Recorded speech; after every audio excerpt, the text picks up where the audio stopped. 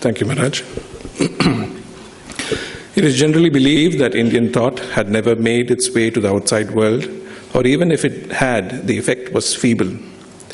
Swami Ashokananda, however, differed. Gleaned from standard and reliable sources in his article titled "The Influence of Indian Thought on the Thought of the West," he provides us ample proofs and valuable leads on the infusion of Indian ideas, philosophy, and customs during different eras of the West. Some notable examples he cites are of the existence of Vedic religion in Cappadocia in the 14th century BC. Orpheus, who believed in asceticism, mendicancy, and purification by sacrifices and incantations in the 6th century BC. The famous Ionist philosopher Pythagoras, who believed in reincarnation and followed initiation rites. The ideas embodied by Plato in his Republic, carrying the impress of Indian wisdom. Life and philosophy of Ammonius and his pupil Plotinus, the founder of Neoplatonism, whose life corresponded to that of an advanced Indian yogi and whose philosophy and outlook made tremendous impact on subsequent philosophical thought, including those of the Christian mystics of the Middle Ages. And of course, in his article, there are many references detailing the influence of the Buddhists. Speaking of the era, a couple of centuries before the advent of Swami Vivekananda to the West, not to mention the subsequent effect and impact of Sri Aurobindo and the Theosophists, it is generally well recognized that the literature of the Indians had penetrated to a good extent through various translations such as Panchatantra, Shakuntala Meghaduta, Bhagavad Gita, Manusmriti, and the Upanishads, and was extolled by German poets such as Goethe and Ruckert, and German philosophers and literators such as Schelling, Schopenhauer, Nietzsche, Humboldt, and even the great composer Richard Wagner. The author remarks that these ideas surely would have also made their mark on philosophers such as Kant, Fichte, and Hegel too. So in all, we find that Indian thought in the past have contributed to the thought of the West in a substantial way. Now coming to this seminar, the objectives are threefold. To find and point out areas that are presently lacking in the treatment of philosophy in the West and discover ways for Indian philosophers to contribute.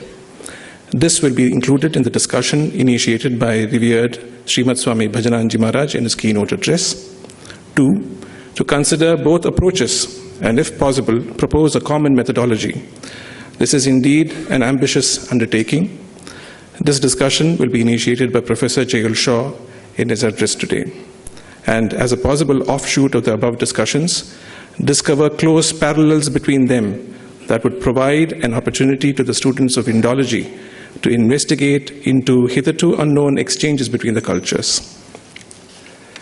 Without further ado, let us proceed to listen to the keynote address of revered Maharaj. Revered Maharaj, during his tenure as editor of the Prabhupada Bharata, had written many articles that detail, interlink, and demystify various spiritual ideas.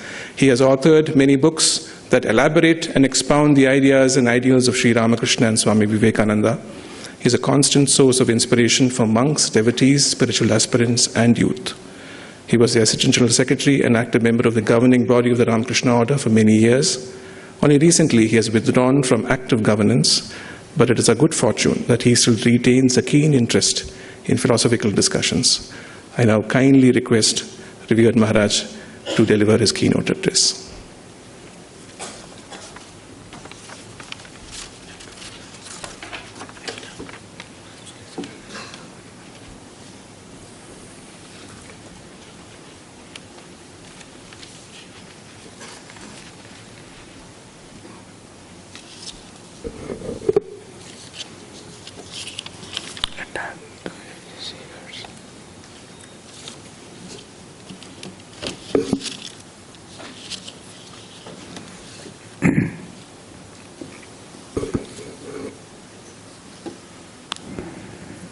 Jananim Saradam Devim Ramakrishnam Jagadgurum Padapatme Tayo Sritva Pranamami Muhur Muhur.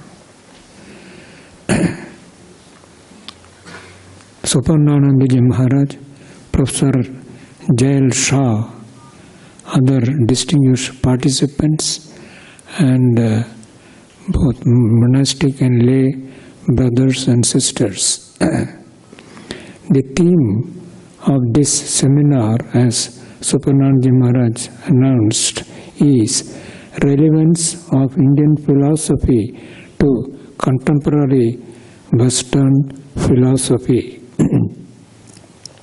A few years ago, several attempts were made by Western scholars to declare Indian philosophy to be not philosophy at all. In this sense, the word philosophy is used in the West. Therefore, this particular seminar on the relevance of Indian philosophy to Western philosophy is most timely, and I am sure the discussions will benefit all of us. The very theme itself is very topical, and it will be a starting point for a lot of discussions in the future. A keynote address is supposed to touch upon different aspects, all possible aspects of the main theme. But since Professor Jail Shah is going to introduce the subject and explain the main theme, I would confine myself to presenting a few ideas which may form a sort of background to this main theme, some of the presuppositions expected to understand this particular theme. And given the title in deference to the wish of Supananandaji, I have given a title of this keynote address as Indian and Western Cross Currents in today's world thought. Indian and Western cross currents in today's world thought. So the world, what exactly does the term world thought, what does it mean?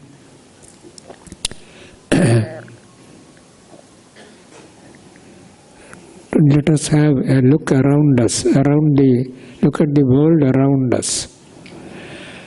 What meets our eyes at first is the enormous increase in incidents, in the rate of incidents of crime, violence, immorality, attack on women, corruption, and other shadows of human life. But beyond this world of shadows, there is another world, the world of ideas. That is where the realm of world thought is. The world thought is where the creative ideas, new thoughts of great thinkers and scholars originate and spread all over the world. If you study the world thought, you will find that it is mostly Western thought. Indians' contribution is practically very little. What is now known as world thought is mostly Western thought. If you open any international journal, you will find almost all the contributors are Western scholars. Indians hardly figure there. And the research papers produced in the world, India is nowhere. America tops the list. And recently I read about China. China is next only to America in producing research papers on various topics. Next to that comes much far below England, France, Germany, were once upon a time leading nations in producing new creative research and other scholarly papers. China produced more than 80,000 research papers in every year. And India is nowhere, even in the percentage, the scale also, India is never mentioned. What is the main reason for this lack of interest in producing research papers and creating and spreading and originating and spreading new ideas?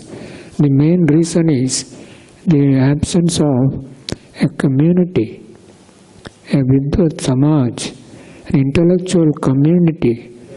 Once upon a time in India we had a great intellectual community, vast intellectual community was there. One whole caste was set apart. That is, thousands and millions of people were devoted only for this work, only for the pursuit of knowledge and scholastic ideas. This community, this Samaj, the intellectual community, continued up to the 11th century. Even the coming of Islam didn't affect it much. In fact, through the Middle Ages, you will find out there was a decline. Hindu intellectual community and Islamic intellectual, they also always, Islam from the beginning, gave great importance to intellectual life. So these two communities, intellectual communities of Hinduism and Islam, continued side by side. What actually destroyed the intellectual community of India was the introduction of English education and English as a medium of instruction, education. Though British, this Western education has done enormous good to this country, it has also several drawbacks as far as India is concerned, and this is one.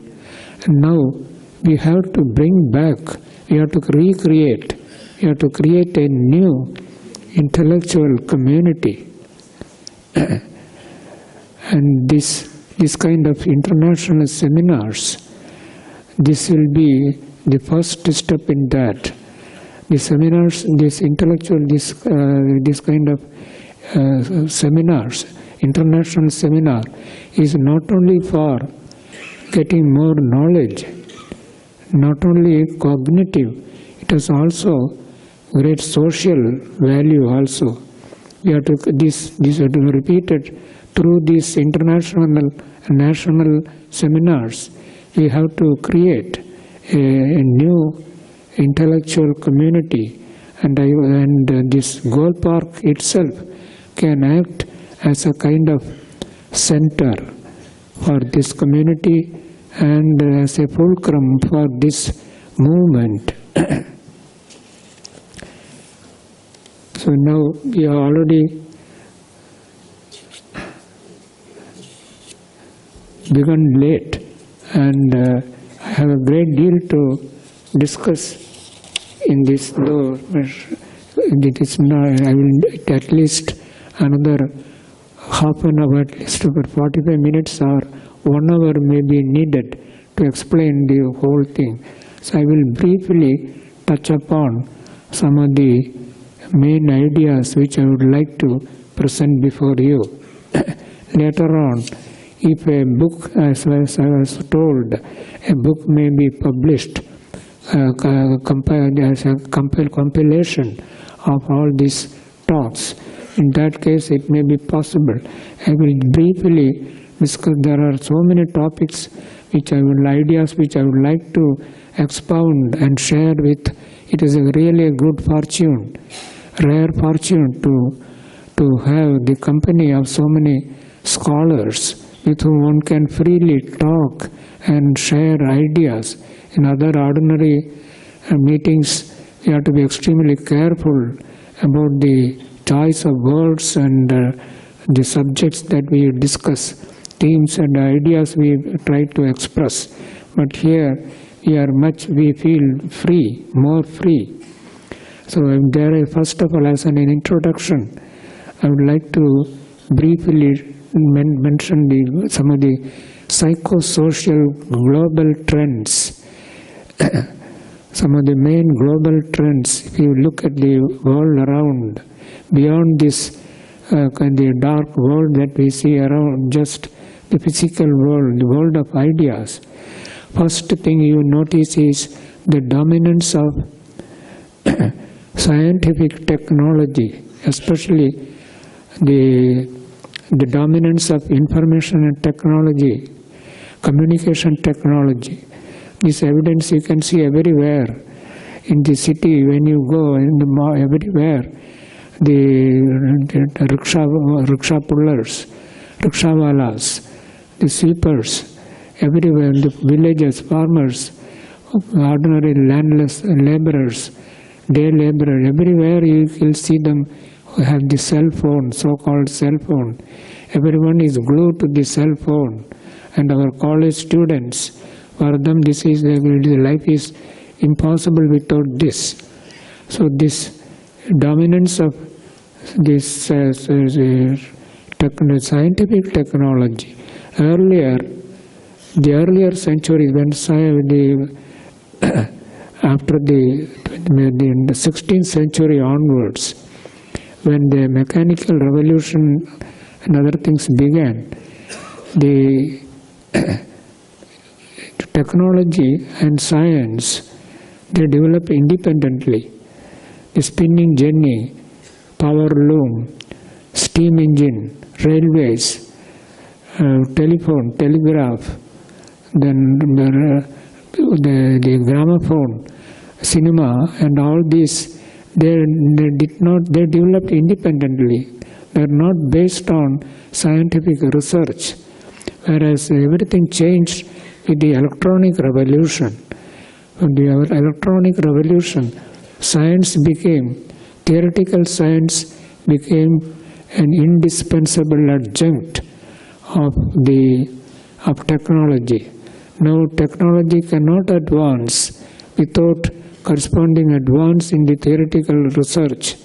Especially in the medical field, the doctors are heavily dependent on both scientific research and also technology. For a study of blood, if an ordinary MBBS student, he can gain only a very small percentage of knowledge of blood. Hematology itself is such a vast subject. Then virology, and immunology itself has become so vast. So there a lot of theoretical understanding is necessary. And corresponding to that, the machines also have developed. The doctors now, without these reports, they cannot do even diagnosis and other types of work, medical work. So the close linking, the close interdependence of science and technology is an important characteristic of mega trend in this modern world. Then that is what is known as the knowledge revolution. We had first an agricultural revolution which gave rise to the agricultural society. Then came the industrial revolution, which India missed because we were under foreign rule. So we missed industrial revolution. So then we leapfrogged from agricultural society to the knowledge society through the knowledge revolution. We didn't miss the knowledge revolution. We are actively participating in that. As a result, a knowledge society is coming. In many of the cities, especially Bombay, Delhi, Calcutta, Chennai, and some of the Bangalore, these places, this knowledge society is more permanent, but it is slowly, but gradually it is spreading. So this knowledge society, what is this knowledge society? So soon after the Second World War, America became, before that British Empire was the richest and the most powerful country, state in the world. After the Second World War, America emerged as an economic superpower without any rival. So their attempts were made to know the source of American wealth. Several scientists, I forget the man who first began, and they found that the various parameters they tested and found all this land, labor, capital, entrepreneurship, everything can account for only about 60% of American wealth. Remaining 40% was unknown. It was then that Solow and others discovered that intellectual capital, this modern economy is sustained by what is intellectual capital. Education, knowledge is more important. America is still remaining at the top because of this knowledge capital. Peter Drucker has called this, they are the knowledge workers. In India we are producing knowledge workers. Computer is now spreading everywhere among the even tribal children. In another 50 years, India is they are projected to, they say, according to World Bank report, India may even overtake China and the US in the economic growth and power. So this knowledge revolution, and we are transiting to this knowledge society, leapfrogging over the industrial. We did not develop, we failed in the industrial field, whereas China was highly successful. From the agriculture economy, they could quickly change to, because of the central administration, they could change to industrial society, and they develop industries. And every product that you now come across is all you will find made in China. India, we could not develop this industrial sector at all. And then the second one is moral. The mega trend in the world is moral relativism. Moral relativism doesn't need much discussion. Everybody knows whatever was once upon regarded as immoral, now it has become, many of them have become moral and normal. Not only that, whoever opposes these ideas, they're regarded as old and anachronistic. And then there is what is known as the neo-humanism. Humanism began with interest in human affairs. And in those earlier days, the emphasis was on duty to the poor, service to the poor, service to the ignorant, the tribals. Now it has all become rights. Everywhere, the United Nations declared a charter of rights. Everywhere now, humanism, the neo-humanism is all based on the rights of the so-called otherwise enabled. Even the word disabled cannot be used, and gender equality, all these have become part of this neo-humanism. Third one, the global trend is globalization of economy. That is all, it is well known. I did not discuss that further. Globalization of economy is a very common subject, and also global concern for the environment. As the Supreme Court itself has passed the order that environmental science should be taught even in the schools. So I pass on to the next global trend. It is enormous increase in psychological and existential problems. This everybody knows now. As the life becomes faster, and then as more and more wealth accumulates, you'll find proportionately various other psychological and social problems also grow pari passu. It is known everywhere. In fact, some 20 years ago, the World Bank they sent a team to study the effect of the loans that World Bank gave to different countries. They found wherever there was as a result of the loans given by World Bank, there was very significant development and economic growth in different parts of the world. But they found that this economic growth soon stopped or did not benefit many people. Once I was sent to some relief work in Andhra Pradesh. There I was told the fishermen who live in the source on the sea, they are all earning a lot of money by chingdi mach charge kore. They are all become very rich. But when I went there, I saw only chupdis, only dilapidated the cottages only were there on the seashore. I asked, what you said they were earning so much. What happened to the money that they earned? They all drank away the money. The whole, whatever they earned, it all went into alcohol.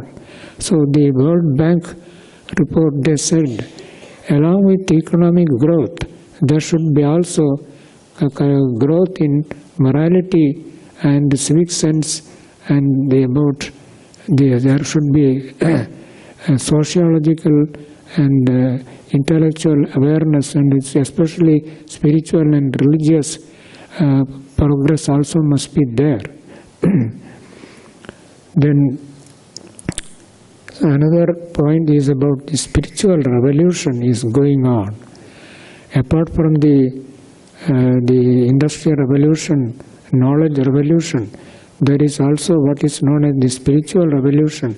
Millions of people have been disillusioned not only with modern science and technology, promises of science and technology, but also have lost faith in traditional and institutional religions for various reasons. So there a few years ago, a poll was conducted in the USA, and 36% of the American citizens, they said, we are not religious, but we are spiritual. So the distinction now, a new kind of spirituality has come. It is sometimes described as secular spirituality, though it may appear to be a contradiction of terms.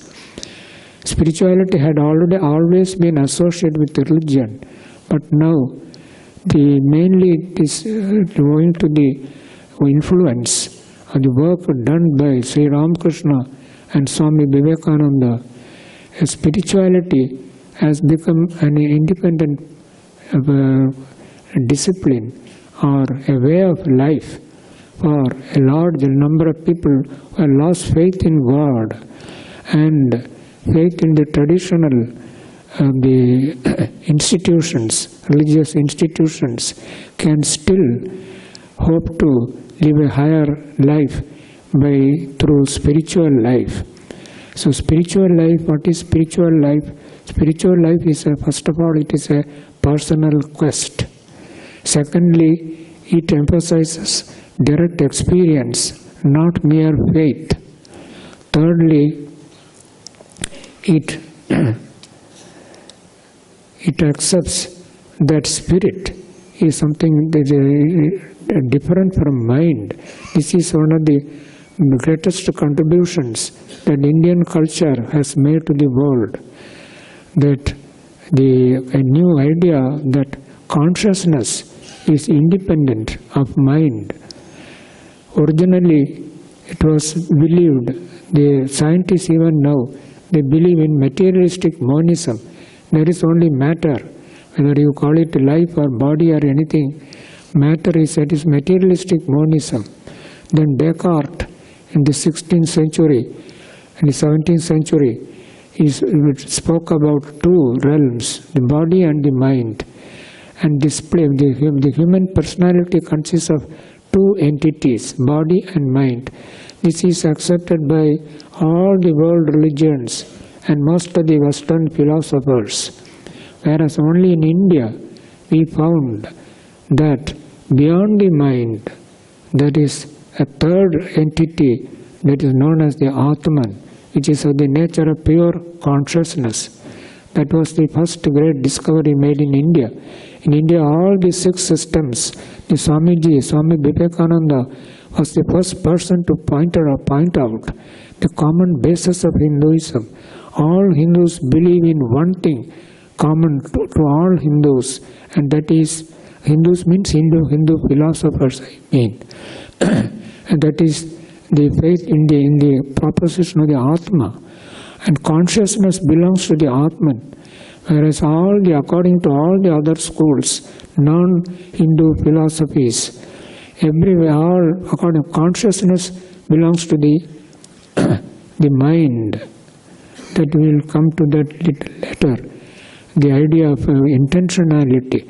Consciousness must refer to some object. When you talk about consciousness, use consciousness of what? The question arises. So consciousness always refers to some object. It must have some substratum, and that is mind. That is according to Descartes. But later on, scientists try to find the source of consciousness in the matter itself. Even quantum physicists got interested in this. So anyway, that is time we shall discuss that a little more further. Anyway, the idea of body, mind, spirit, trichotomy of personality, that's the third characteristic of the spiritual movement. Consciousness, the importance of consciousness as a separate category, separate entity from mind is that you can remain unaffected. There is an area within you where, an asylum within you where you can remain unaffected by the turmoils of the mind. So for the modern, especially for businessmen, this idea that there is a value-free area which is unaffected, an island in an ocean of turbulent waves. So if one can find refuge remaining there, one can take clear, correct decisions. So that's why this idea of spirituality, meditation, through meditation one can isolate this inner sanctuary which is unaffected by the turmoils of the mind. So that way it is also now gaining more and more popularity. So this is the third aspect of the body, mind, spirit trichotomy of personality. Then the last is the harmony of religions. Those originated by Sri Ramakrishna. This idea of the harmony of religions, Sri Ramakrishna's doctrine of harmony of religions is very little understood. There is no time to go into details, so I pass on to the next global trend, and that is the emergence of a global civilization. All around us we can see the emergence of a global civilization. Physical At the physical world aspect, you can see there is a great deal of similarity in our dress, food, habits, the social manners. Everywhere you will find people are coming not only closer together, but they are all, that's a cultural similarity, integration is going on. Apart from that, there is what is known as the spiritual integration also. A new spiritual movement has begun.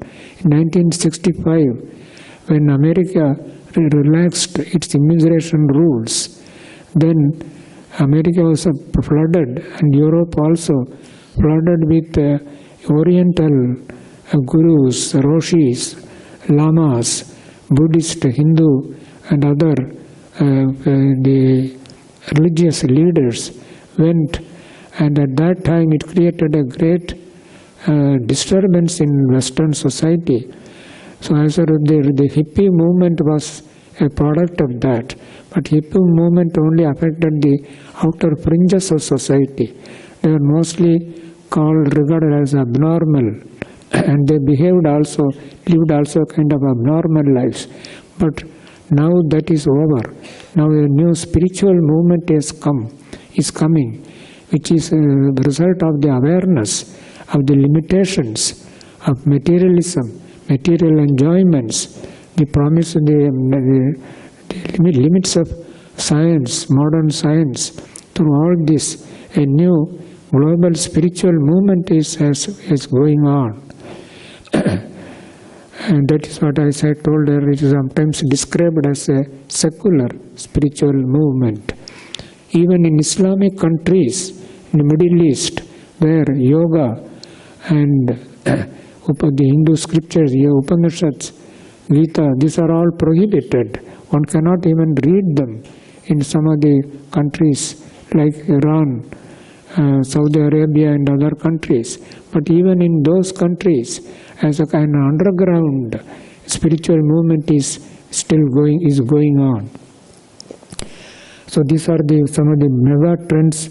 Then I will briefly want to discuss Western philosophy vis-a-vis Indian philosophy, some of the way where they interact and the possibility of their contributing to each other's development. First of all, there is no time for me to discuss all the points, but one point I would like to stress, and that is Western philosophy is a philosophy of values, whereas Indian philosophy is a philosophy of reality. To understand that, we have to understand values. What are values? Values are actually abstract concepts. As Abraham Maslow has said, we have a hierarchy of needs. Some of the lower basic needs, such as food, shelter, clothing and shelter, they constitute basic needs. The higher needs, they are known as the values. This in the West, in the ancient Greece, the philosophy began, as in India, as a quest for reality. Thales, Anaximander, Parmenides, then Empedocles, Heraclitus, and others, so many others, they are all in quest of the ultimate truth or ultimate reality. Then arose Socrates. Socrates arose with the question, what is virtue?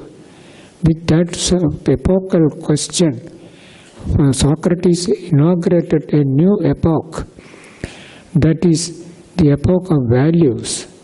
In the quest for the reality was given up, and whole the Greek philosophy turned to values, and the Plato and others, they found three ultimate values: truth, goodness, and beauty. Truth, goodness, beauty. These are values. Values are abstract concepts, they are not reality. They point to something beyond. They beckon you.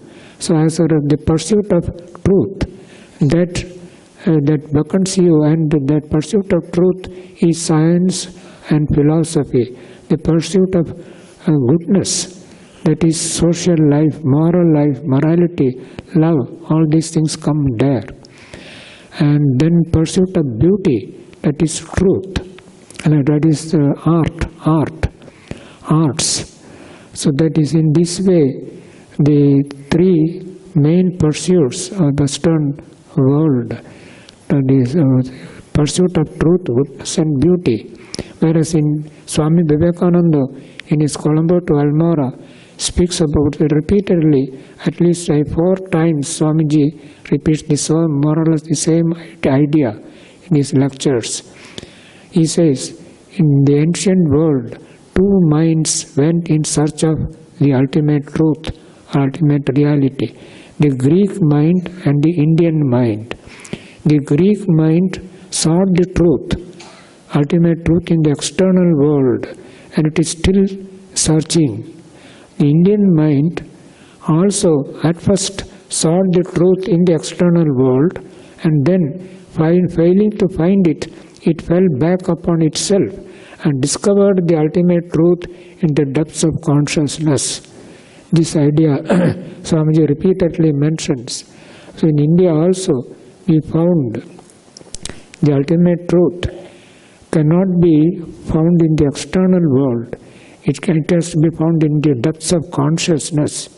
And that is how our India, the Indian sages, they began, where at the time when in the Greek philosophers were searching for the ultimate truth and reality in the external world, in India there were hundreds of hermitages in the whole north Indo-Gangetic plain, and they are all dotted by so many hermitages where great sages lived.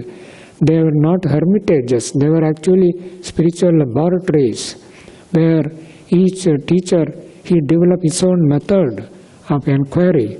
These are called vidyas. They developed various kinds of vidyas. Each Upanishad, the Upanishad is the result of discoveries made by the pursuing a particular vidya. So every Upanishad you will find has behind it a vidya. Ishavasya Upanishad, that is based on Ishavasya vidya. Katha Upanishad, that is based on the Nachiketa vidya. So every only Brihadaranyaka and Chandogya, you will find each chapter, they are very big compendiums. So there, each chapter is based on one particular vidya. So these vidyas, through practice of these vidyas, they are based on yoga. The rishis transcended the limits of the senses and discovered the ultimate supersensuous truth, ultimate reality. They found ultimately the whole ultimate reality may be described as Sat Chit Ananda. Sat, that is in modern terminology, it becomes being. Formerly it used to be called existence, but with the coming of existentialism, that they have changed is being, awareness and bliss or joy. It is the nature of the ultimate reality. Ananda is coterminous, is one with existence. You don't have to strive for Ananda. Ananda is already implied in our very existence itself. Ananda or happiness is not something you get from outside or in the objects. Our very existence itself is bliss. And how is it that people don't realize this, and why people search for Ananda outside? That is where the connecting link, that is consciousness, comes. If you have only sense consciousness, you will get only happiness in the sense world. To have higher happiness, the ultimate happiness, you must transcend the senses. You must have transcendental consciousness.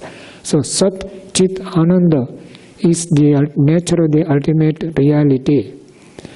And it is I have been studying this subject for many years, and it may be my fancy. Still, I would like to place before this distinguished audience one simple idea, and that is what the Western philosophers describe as the ultimate values, truth, goodness, and beauty, are nothing but Sat Chit Ananda seen through the veil of Maya. When Sat Chit Ananda, when you look at it through the veil of Maya, we get these three ultimate values. So values are not reality. They do not lead. They only point to the reality. They are only pointers. Because of the veil of Maya, you can't realize the ultimate reality. But the ultimate values guide you and draw you towards that. So insofar as they do that, that's why you find in Western philosophy, even Plato. Plato speaks about the ultimate reality and speaks about nous. He did not actually discover Atman, but a part of the mind. Mind has got two parts, a psyche and a nous. Psyche is the physical or the sensual part of the soul, whereas nous is the higher spiritual part, which is immortal and that will not die. So this idea from onwards, you will find the Western philosophers at least, they did not succeed in going beyond this veil of Maya. And that is because they lacked this yoga idea. In India, our rishis discovered the idea of yoga, and through that they cut through the veil of Maya and discovered the ultimate reality. And this is where India has much to contribute to the Western philosophy. Then one more point about this Western in the reason. Reason in Indian philosophy and Western philosophy. In Western philosophy, reason in Indian philosophy, as Professor Hiriyanna has pointed out, means only two things. One is inference, inferential reasoning, another is hermeneutical reasoning. That is, inferential reasoning is ordinary and logical, the syllogisms and formal logic. Inferential reasoning. Inferential reasoning, inference is known in India, in our philosophy as anumana. Anumana. Anu means after. Mana means praman. That which, so anumana or praman, the inference involves first to see something. You look at the hill, you see smoke coming from the hill, and you say, there is fire on the hill. Parvato Bhagniman. How do you know? Dhumat. Because there is smoke. You see only smoke. But from what is seen, you infer something which is not seen. So that is anumana. That it follows this one. And this is what, how do we know that smoke shows there is fire? There is where inductive logic comes. Yatra yatra bhagnihi tatra tatra dhuma tatra tatra bhagni. Wherever there is smoke, there is fire. So that is where inductive logic comes. So in the Indian syllogism is combination of both inductive and deductive logic. That is the Indian. Then the next is hermeneutical reasoning. Shankara rejects the formal logic, anumana. According to him, through anumana you cannot realize Brahman. Brahman, because in all kinds of Anumana and thinking, it involves subject, object, and the connecting link between these two. Subject and the predicate, Karaka, Kriya, Karaka, Phala. So that's why he rejects Anumana. He establishes the existence of Brahman and nature of Brahman, Swarupa of Brahman, only by quoting the scriptures, that is, by interpreting the scriptures. That is where hermeneutical reasoning comes. So this is what Vedanta accepts, at least especially in Shankara's philosophy, the Anumana, inference and hermeneutical reasoning. Whereas in the West, anything, the reason is based on mainly two things. One is the laws of thought. I think most of you know about the laws of thought. There are 4 laws of thought. The law of identity, the law of non-contradiction, the law of excluded middle, and the law of sufficient reason, which was added later on by the thinker Hamilton. It is known as the hypothesis. If anything is true, if there is sufficient reason to believe in it. So this allowed Western scientists, philosophers to propose new theories. So whatever follows, whatever is in accord with these laws of thought and the logic, inductive and deductive logic must be true. So they accept it tentatively as a hypothesis. Even Einstein's theory of relativity, the general theory, even now as far as I know, our Atma Priyananda is there, he may be to correct it if I am wrong.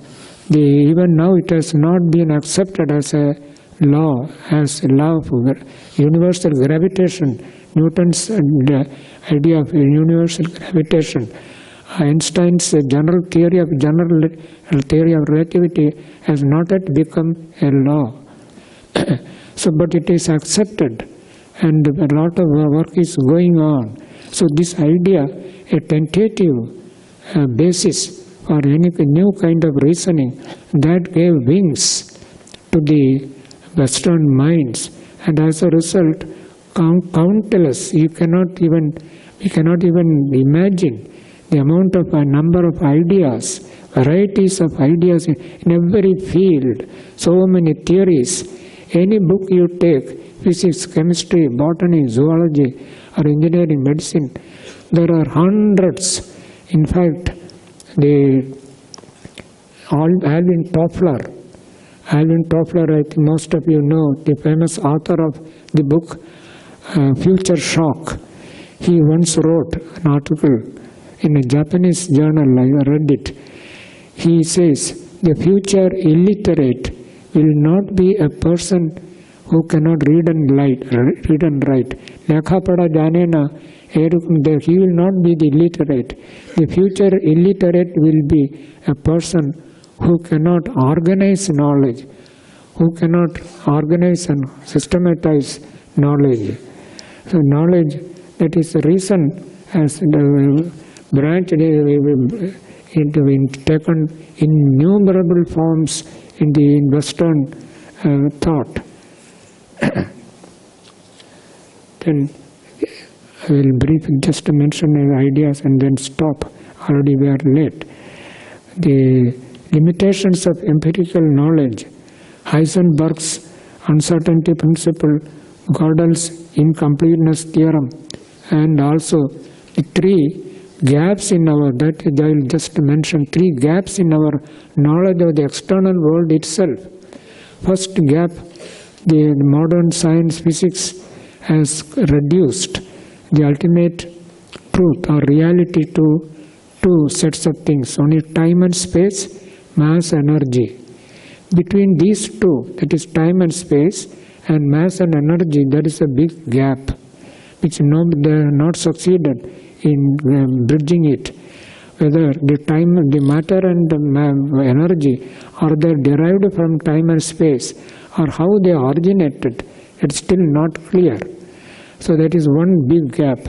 The second gap is the gap between matter and life. that also nobody has so far, it has not been bridged. Life is still a great mystery. The third gap is between life and consciousness. That also is another mystery which Indian philosophers also have not solved. In fact, it is the attempt to close the gulf between the gap between consciousness and life that Shankara propounded the idea of Maya. In the Upanishads you will find they left consciousness and life as mysteries. They did not make any attempt to derive life from consciousness. Kuta prano jayate. In the Prashna Upanishad, the sages ask Pipalada, their guru, from where does this prana, that is life, how does prana, life originate? And Pipalada said, Atmanastu, Atmanaha prano jayate. Atma, it is from the Atma, the prana originates. But he does not explain how the prana, which is life, is entirely different from consciousness. Consciousness is subjective, whereas this is objective. He doesn't. They left it as a mystery. Shankara made the first attempt to explain how life came out of this from consciousness. He by positing Maya as ignorance. So because ignorance can be easily negated, just as darkness can be removed through light. The same way, ignorance can be removed through knowledge. So that is how he tried to establish Advaita by negating life as ignorance. India has paid a heavy price, high price for neglecting life. Our more than 1,000 years of slavery under foreign rule. It is all because of this neglect of life. Several people have pointed out this. P.C. Roy in his book History of Hindu Chemistry, and others have also pointed out this neglect of life. We ignored life, and Western people, they studied life. They developed so much tremendous knowledge. Now, if you want to know more about life, you have to depend entirely on Western scholars alone.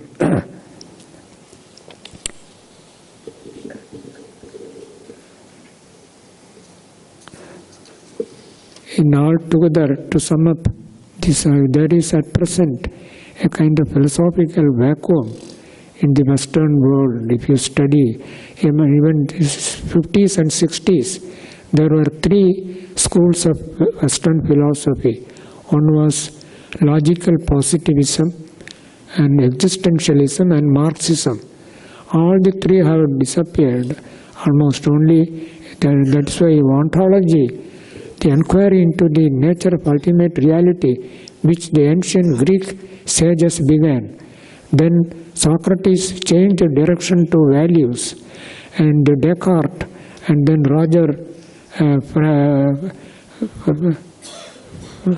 Francis, what is it, his name?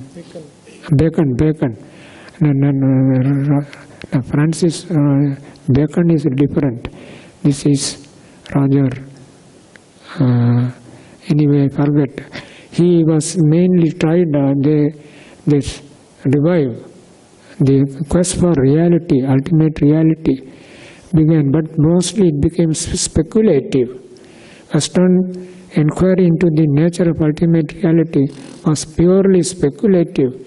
Hume, Locke, Spinoza, and Berkeley, they all were only speculative philosophy. And finally came Kant. Kant showed that there was a quarrel between the knowledge, whether it comes through the senses, empirical, or the rational. Rationalism and empiricism. So Kant tried to resolve this conflict and by produce what is called criticism.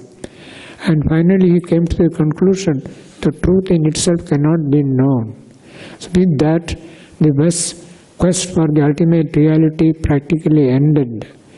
and whatever speculative philosophy existed, that was demolished by the logical positivists. So with that, Western philosophy surrendered ontology to science. Now the Herbert Spencer has spoken of philosophy as the generalization of the conclusions of science. That is present at present. That is where it stands. So at present in Western philosophy, there are 4 lines of quest or search, inquiry. The one is the consciousness studies, second is phenomenological studies, third is linguistic studies, and fourth is knowledge revolution. Since the time at my disposal is limited, I only mentioned about consciousness studies.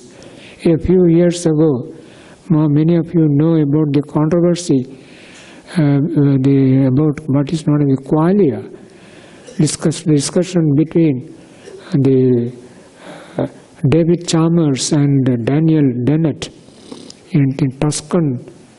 These consciousness seminars were there.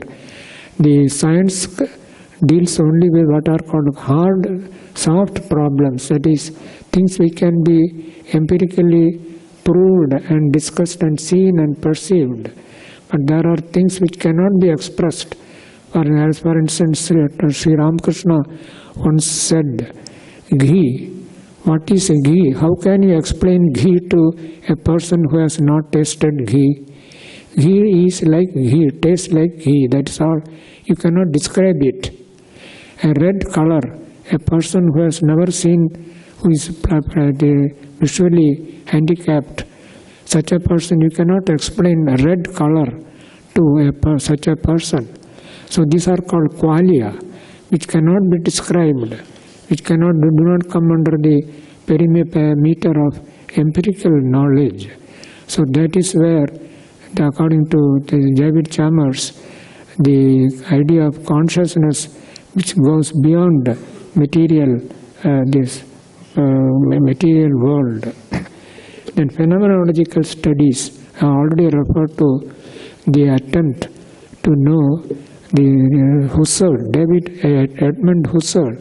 He wanted to study consciousness per se, consciousness as it is, without any preconceived notions of reason, empiricism, and the rationalism and various categories. Study knowledge, pure knowledge as it is. So he did not practice yoga or meditation as we do. Had he done that, he would have probably discovered. But he followed the other method, which I now just doesn't come to my mind. Anyway, he finally discovered what is known as transcendental ego.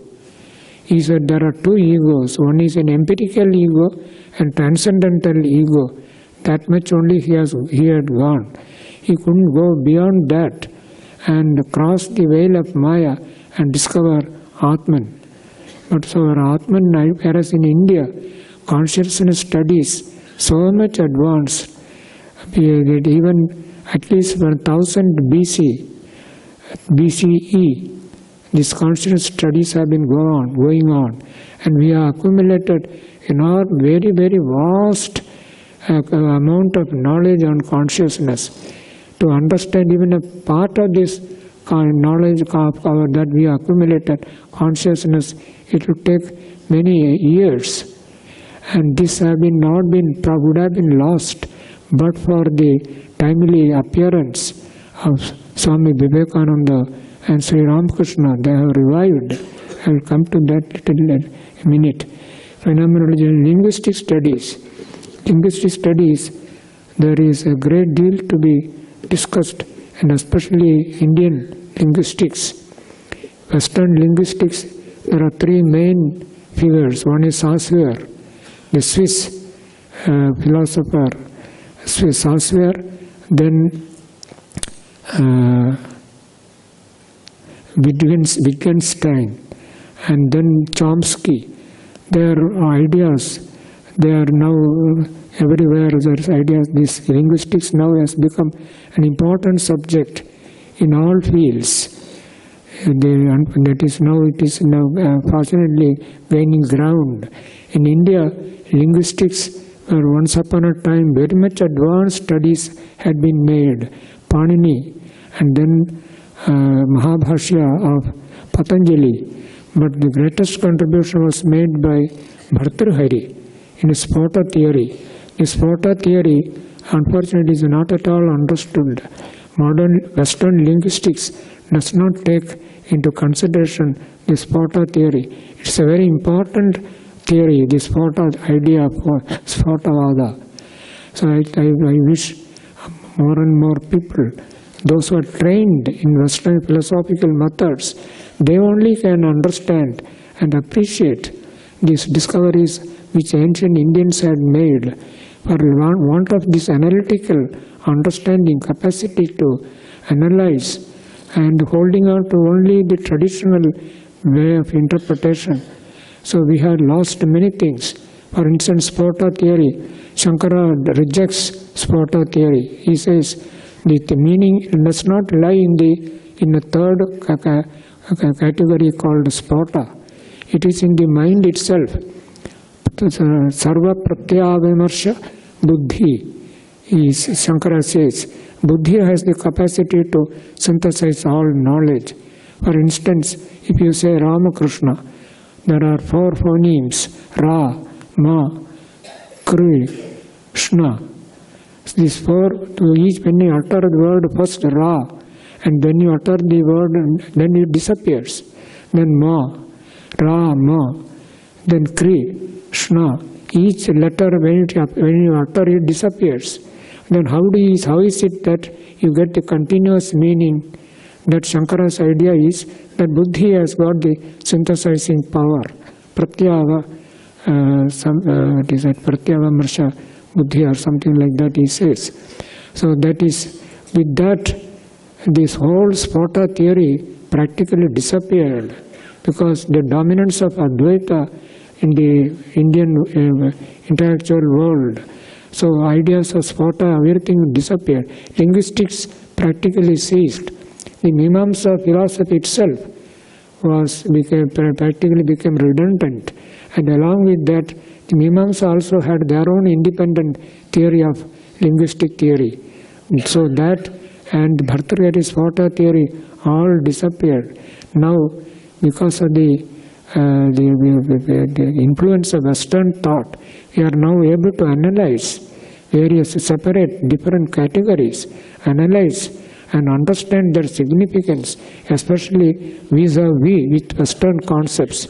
Western linguistics you can study, and then you study Indian philosophy, Indian linguistics, you will understand Indian linguistics much better. So they have provided the means, instrument of inquiry. That is a great contribution of Western tradition and especially Western education. And then about knowledge revolution I already discussed. And then lastly, the Sri Ramakrishna's doctrine of harmony and Swami Bhajanananda's the concept of manifestation.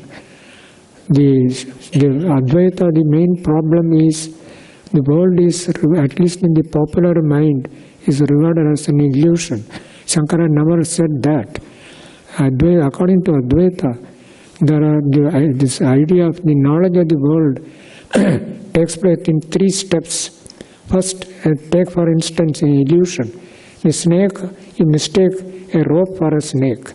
So when you go along the road, you see a rope there is a rope on the road, but the dim light, you mistake it for a snake, and then you jump out of fear.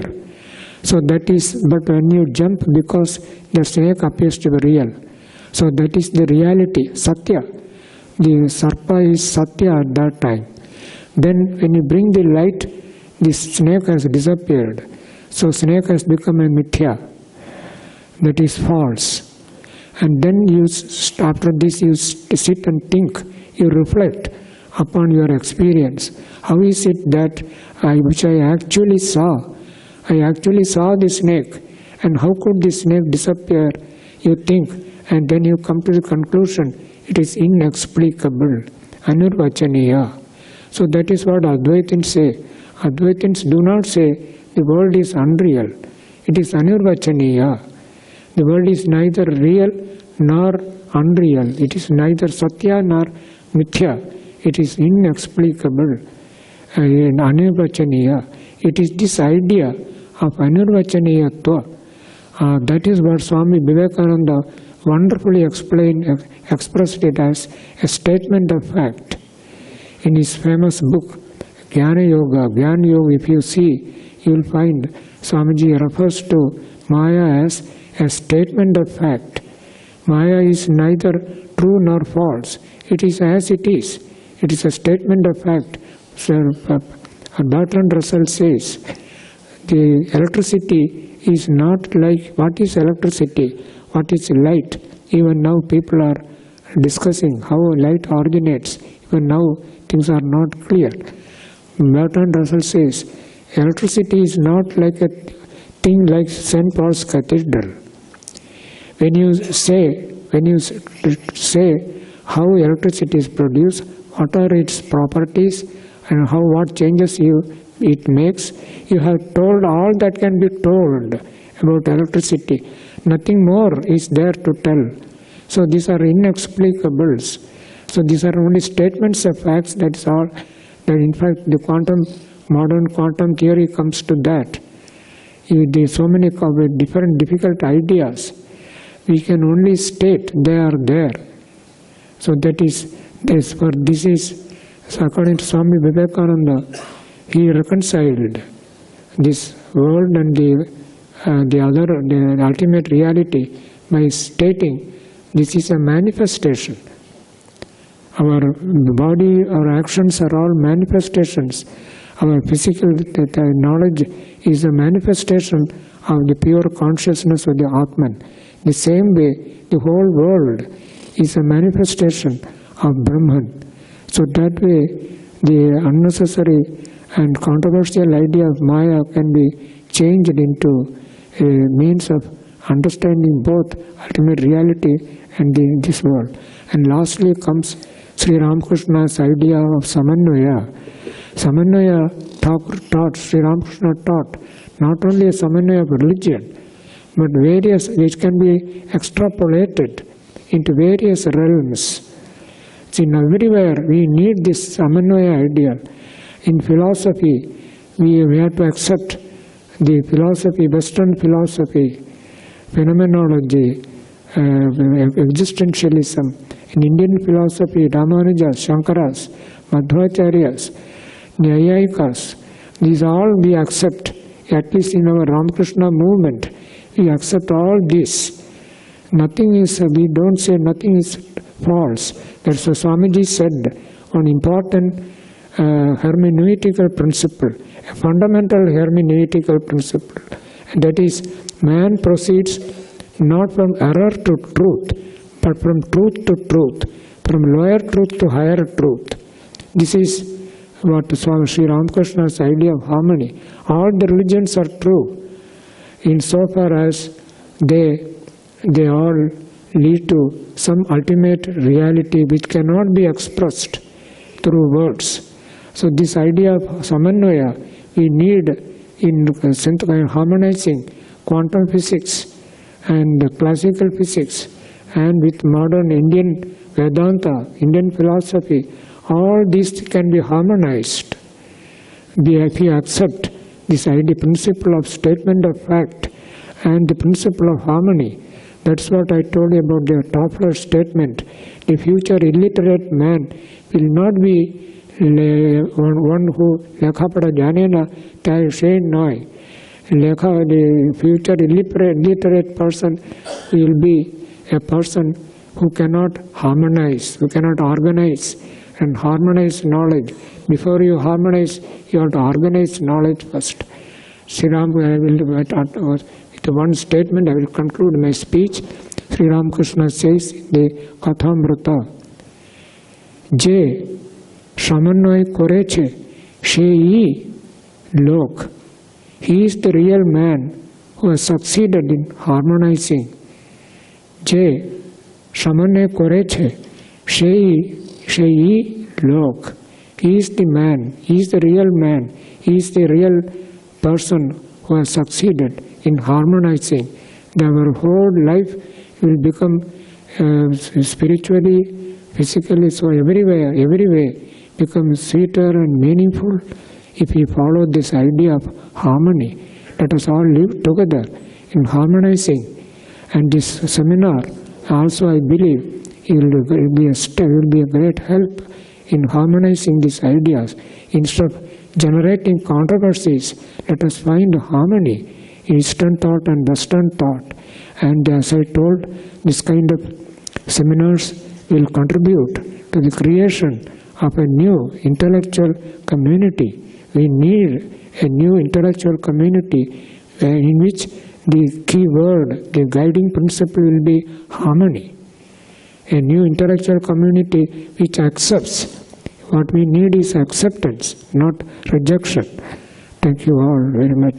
Sri Ramakrishna Arpanamastu.